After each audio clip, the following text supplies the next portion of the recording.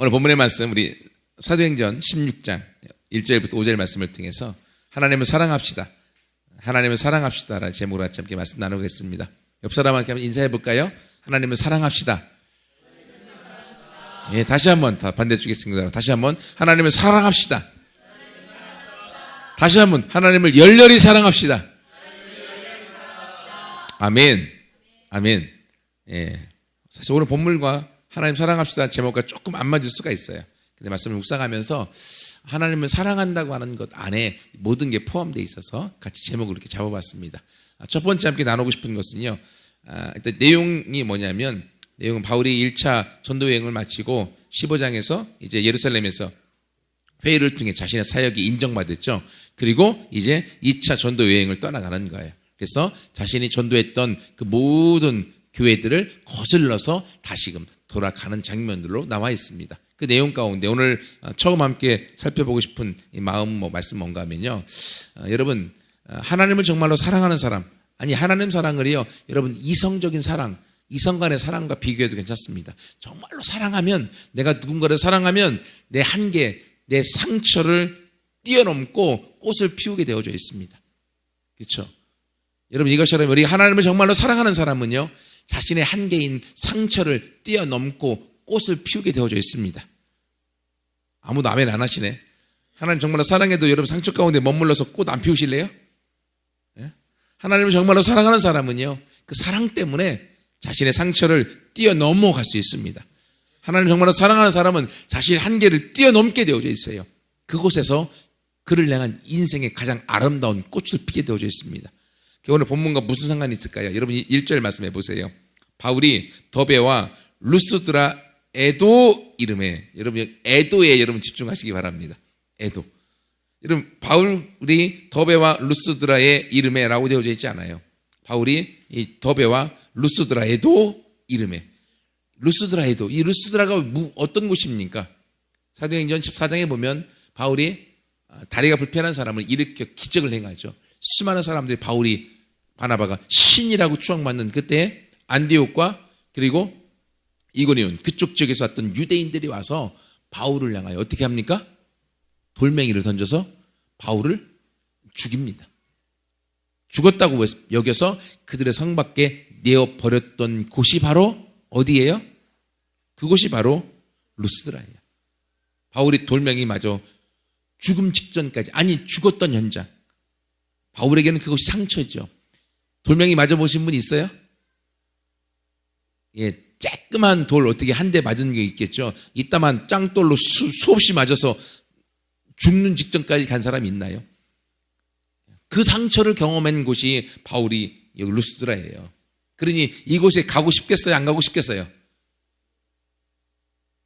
비유가 안 됐나요? 여러분, 세월호 사건 터졌습니다. 배가 가라앉았어요. 그 중에 70여 명이 살아나왔습니다. 그 사람들이 지금 배 타고 또 가라면 배를 탈까요? 타겠어요? 안 타죠. 마음 깊숙이 그들은 엄청난 상처를 경험한 거예요. 그 상처를 경험했던 곳이 바울에게는 루스드라예요. 이곳에 돌멩이를 맞아서 자기가 죽었다고 해서 그 사람들이 성 밖으로 내버렸던 곳, 거기. 근데 바울은 지금 복음을 다시금 전하면서 교회를 세우고 성도들에게 복음을 점검하기 위해서 그들은 더베에도 가고 루스드라에도 여기를 빼먹지 않고 상처의 현장인 그곳에 그는 다시 가고 있는 거예요. 여러분, 그곳에 상처의 현장, 다시금 마주치기도 싫었던 그곳에 갔더니 거기서 누구를 만납니까? 누구를 만나요? 거기서 제자 디모데를 만나요. 만약에 상처 때문에 바울이 루스드라에 가지 않았으면 바울에게 디모데는 얻지 못했습니다.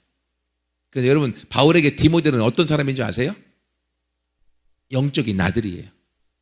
얼마나 끈끈한 아들인지 여러분 생각해 보세요. 모세의 제자가 누구예요? 모세 하면 여호수아가 떠오르죠. 엘리야 하면 누가 떠올라요? 엘리사가 떠올라요. 바울 하면 누가 떠올라요? 누가 떠오르겠어요? 네? 사울이 떠올라요? 바울 하면 디모데가 떠올라요. 그만큼 끈끈한 영적 아들 디모데. 또 디도도 있긴 하지만 더 바울의 사역 가운데 영적 아들로 부각된 아들은 디모데입니다. 근데 그 디모데를 어디서 만나고 있어요? 자기가 돌멩이 맞아서 죽으려고 했던, 죽음 경험했던 그 장소에 다시금 거기에 가서 상처를 뛰어넘고 죽음을 뛰어넘고 아픔을 뛰어넘고 고통을 뛰어넘고 하나님을 사랑하는 그 사랑 때문에 자신의 돌멩이 맞았던 현장의 그 아픔에 그곳을 뛰어넘고 그곳에 들어갔을 때 그곳에 예비되어졌던 영적 아들 디모데가 있는 거예요. 그를 거기서 만났습니다. 그리고 그와 함께 사역을, 동역의 일들을 시작하게 되어져 있는 거예요. 여러분 가운데 상처의 한계가 무엇입니까? 여러분이 하나님 앞에 가고 하나님을 섬기고 하나님의 영광 돌리게 나가는 데 있어서 힘들게 만드는 것은 무엇입니까? 그것을 넘을 때 그곳에서 여러분의 영적 동역자를 만나게 되어져 있고 그곳에서 여러분 꽃을 피우게 되어져 있는 거예요. 여러분, 사람이요, 남녀가 사랑해서 결혼하는데도요 엄청난 고비가 있어요. 너무 사랑해서 바로 금방 결혼한다, 너무너무 좋겠지만요, 결혼까지 하기 위해서는요 엄청난 넘어야 될 우여곡절들이 있어요. 사랑하는 건 남녀 둘이 사랑하는 거예요. 하지만 결혼은요 두 가문이 하는 거예요, 우리나라는. 그렇죠? 그래서요 결혼할 때 엄청난요 서로 생각들이 차이가 있습니다. 저하고 사모님하고 결혼할 때도요 둘은 너무너무 좋았어요. 결혼하겠다고 마음 먹었습니다. 상견례했어요. 상견례하면서 결혼하는 장소 얘기가 나왔어요. 저는 충청도입니다. 충청도는 무조건 신랑 중심이야. 그래서 대전에 해야 된다. 사모님은 의정부야, 서울 사람이야. 서울은 아내 중심이야. 서울 써야 된다. 둘이 얘기가 시작됐습니다. 결론이 안 났어요. 그 얘기가 어떻게 당사자인 저하고 아내에게 그렇게 떠넘겨졌어요. 나는 우리 집 가면 대전서 분명히 해야 된다. 대전서 하는 것을 사수해라. 사모님은 집에 가면 서울 써야 된다고. 무슨 말이냐? 서울을 사수해라. 둘이 만나면 싸우기 시작합니다. 아니, 행복하게 결혼해야 되는데 장소 때문에 싸워요. 결국 제가 이겼습니다. 근데 이긴 게 아니에요. 피를 얼마나 흘리는데요. 그것 때문에 얼마나 영적 싸움들이 치열한데요. 또 결혼하기로 장소가 정해졌습니다. 결혼하면 또 그 다음에 어떻게 합니까? 결혼할 때 서로 양갓집에 혼수를 서로 해야 되잖아요. 그렇죠? 다른 나라는 그게 없는 것 같아요. 우리나라는 혼수를 합니다. 혼수를 하면 어디까지 할 건지, 어디까지, 작은아버지, 작은엄마, 사촌에까지 할 건지, 사촌에, 팔촌에 할 건지, 하면은 금액은 얼만큼씩 할 건지, 이런 것들을 다 정해서 막 하는 거예요. 결혼할 때 얼마나 힘든지 몰라요. 결혼은 너무 좋은데, 행복한데, 그것을 하면서 서로 마음이 상하고 힘들고 아픈 것들이 많이 있어요. 여러분, 이렇게 아프고 힘들고 마음이 상한다고 결혼을 포기할까요? 포기 안 하죠. 결혼을 위해서 이 어려움들을 넘어가는 거예요. 사랑하기 때문에. 사랑은 그 고비고비를 넘고 결국은 사랑하게 되어져서 결혼하게 되어져 있고, 사랑의 꽃을 피워서 결혼을 통하여 영적인 자녀를 낳아서, 실제 자녀를 낳아서 키는 것처럼, 그 열매로 소망이도 있죠, 주화도 있죠, 하준이도 있죠. 이것처럼 오늘 이 바울이 하나님을 사랑하는 그 열정의 마음을 갖고 복음을 전하는 거예요. 복음을 전하되 자기에게 너무나 큰 상처를 주었던, 죽음까지 이르게 했었던 그 성읍 루스드라, 저 같으면 안 갔을 거예요. 꼴도 보기 싫다, 그 인간들. 하지만 바울은 거기에도 갔어요. 거기에도. 그래서 루스드라에 갔다고 하지 않고 루스드라에도 갔다고, 거기에도 갔다고, 상처를 뛰어넘고 갔다고 성경은 강조를 하고 있는 거예요. 그랬더니 하나님 그곳에서 그 상처를 뛰어넘고 온 바울에게 영적 아들 디모데를 붙여줍니다. 그리고 그 디모데와 함께 그의 복음에 향한 꽃을 피도록 순풍을 향하여 나아가도록 그 길을 열어놓는 하나님의 일하심을 봅니다. 여러분, 이것처럼 하나님은요, 우리가 하나님을 그 사랑하는 사랑 때문에, 하나님을 정말로 사랑하면 우리 앞에 있는, 우리 가로막고 있는 한계들을, 문제들을, 상처들을, 그리고 힘든 것들을 뛰어넘고 오기를 하나님이 원하고 있습니다. 같이 바울처럼 그 길을 뛰어넘어, 우리의 루스드라를 뛰어넘어 우리 모두가 하나님이 주시는 열매와 축복을 맛보 나가는, 그리고 꽃을 피우는 디모데를 얻는 우리 모두가 되어지기를 소원합니다. 여러분, 여기서 디모데를요 뭐라고 설명하고 있습니까? 그는 제자라고요. 그는요 바울의 제자가 아니었어요. 이미 제자로 준비가 된 사람이었어요. 제자로서. 제자라는 말이 무슨 뜻인가 하면 마르투스, 순교자, 선교자라는 의미도 있는데, 이 제자라는 의미는요 한마디로 얘기하면 자기 리더의 말에 전적으로 듣는 자예요. 잘 듣는 사람, 그가 제자입니다. 잘 듣는 사람. 설교할 때도 잘 듣는 사람, 그게 제자예요. 첫 번째는. 두 번째, 잘 듣고 끝나면 제자가 아니에요. 리더의 말을 잘 듣고 그런 리더의 말에 전적으로 따르는 자, 순종하는 자, 그가 제자입니다. 그래서 디모데는요 바울의 말에 잘 듣고 전적으로 잘 따랐어요. 그래서 루스드라에서 이 일을 경험해서 바울은 이 디모데는 엄마가 유대인이지만 아빠는 헬라인, 이방인이었어요. 반쪽 사람이었음에도 불구하고 바울은 이 디모데를 사랑했어요. 그가 제자로서 온전히 따라오기 때문에. 그래서 그가 거기서 멈추지 않고 그는 듣고 그는 행동하여 따라와서 영적 아들 디모데를 얻게 되어집니다. 그리고 그와 함께 이제는 어떻게 하기로 원합니까? 수많은 사람이 칭찬되는 디모데를 데리고 3절에 그를 데리고서 떠나고자 할세. 무슨 말이에요? 바울은 자신의 동역자로 디모데를 데리고 가려고 하는 거예요. 여러분, 처음에 바나바가 바울을 데리고 사역했죠. 하지만 바울과 바나바가 갈라지고 나서는 바울은 누구와 함께 사역했어요? 실라와 함께 사역했죠. 그만큼 중요한 아들로 디모데가 부각하는 거예요. 여러분, 이것처럼 하나님은 우리에게 모두가 다 상처를 뛰어넘어 내 영적 아들, 나와 함께 동역할 수 있는 디모데와 같은 자들을 하나님이 붙여주기를 원하세요. 우리가 그러한 자로서 함께 나아가서 여러분이 모두가 꿈꾸고 하나님 나에게도 디모데를 주옵소서. 내 상처 한계를 뛰어넘고 내가 그 일을 이루어서 하나님 앞에 열매로 드리기 원합니다. 같이 나아가는 우리 모두가 되기를 소원합니다.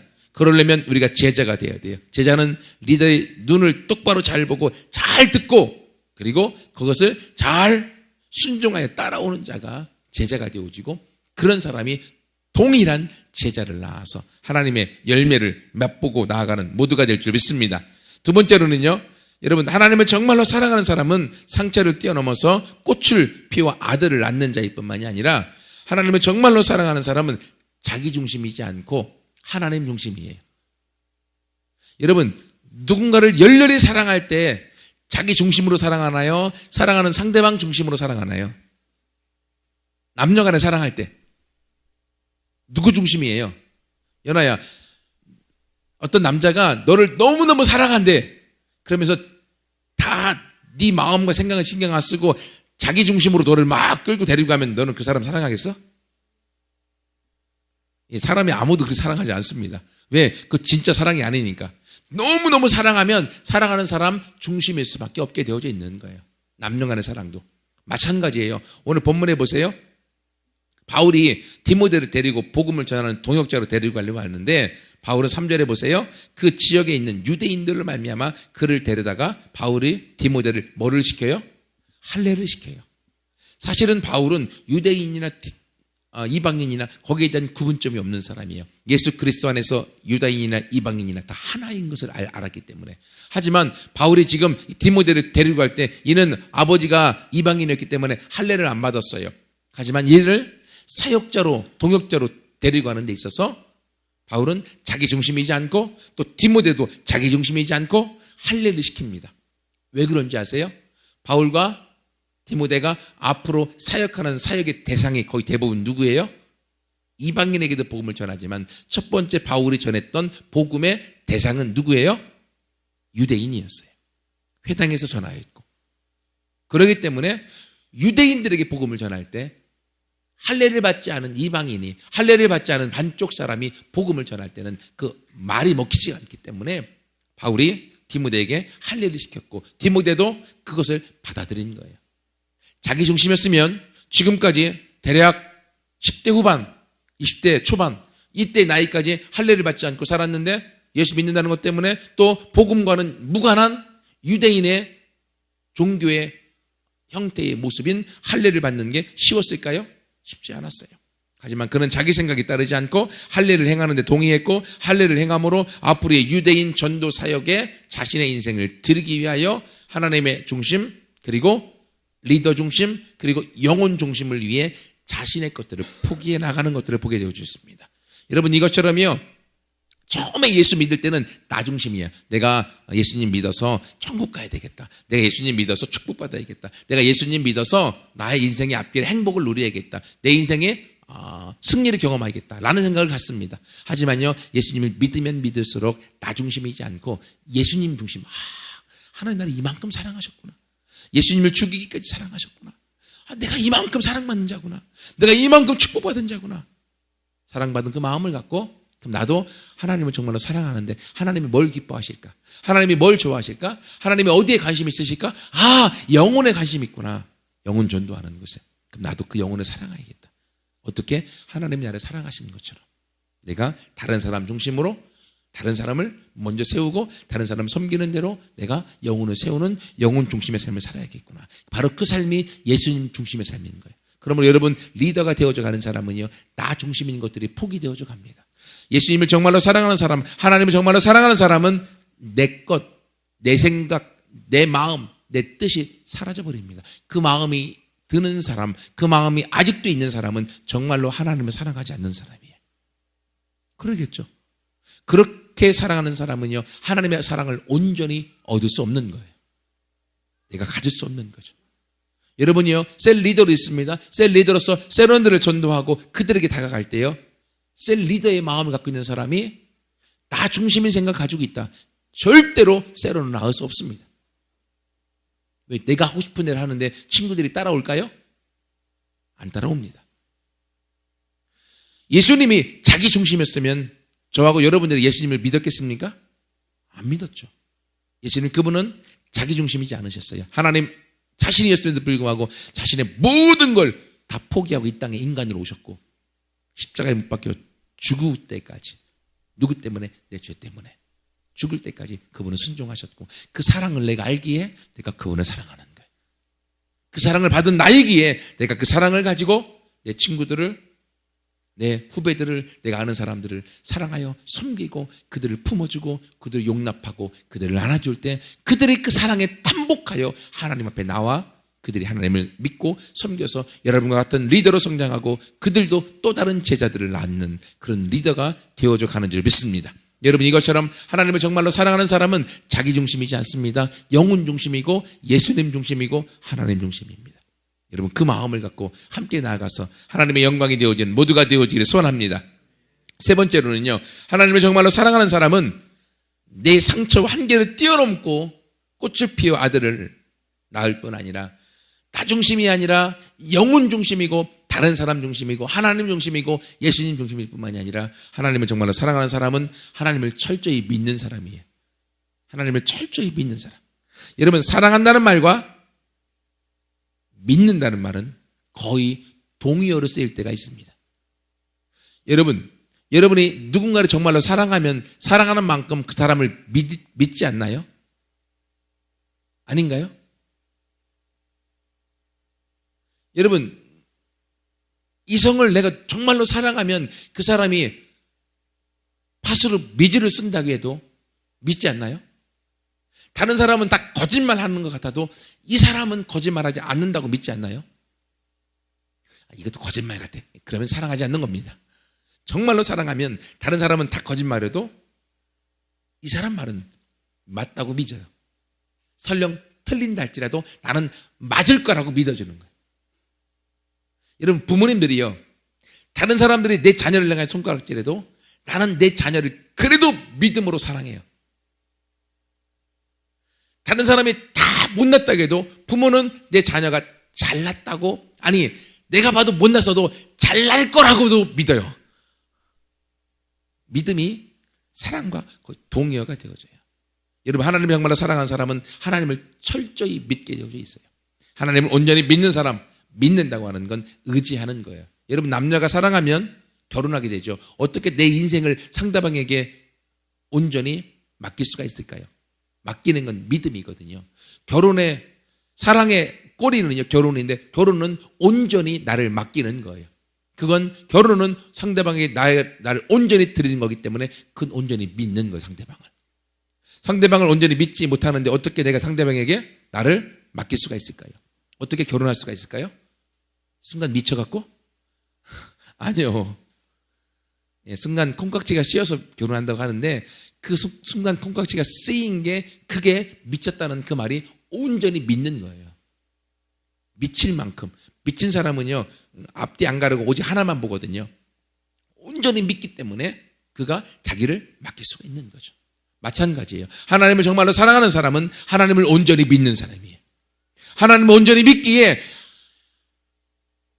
상대방이 기뻐하는 일이면 나는 물불을 가리지 않고 그 일을 하는 거예요.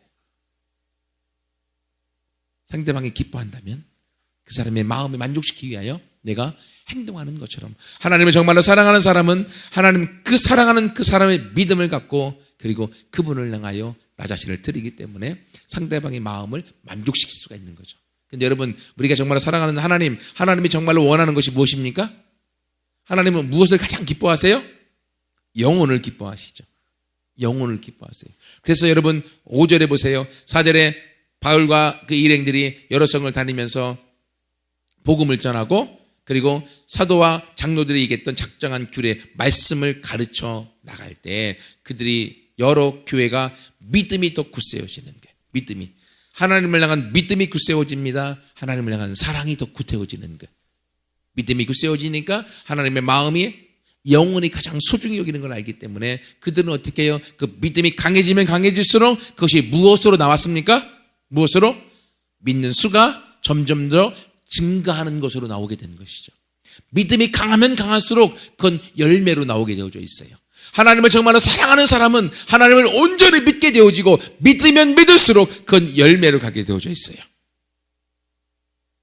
그것이 신앙의 내적 성장과 외적 성장이 함께 가고 있는 거예요.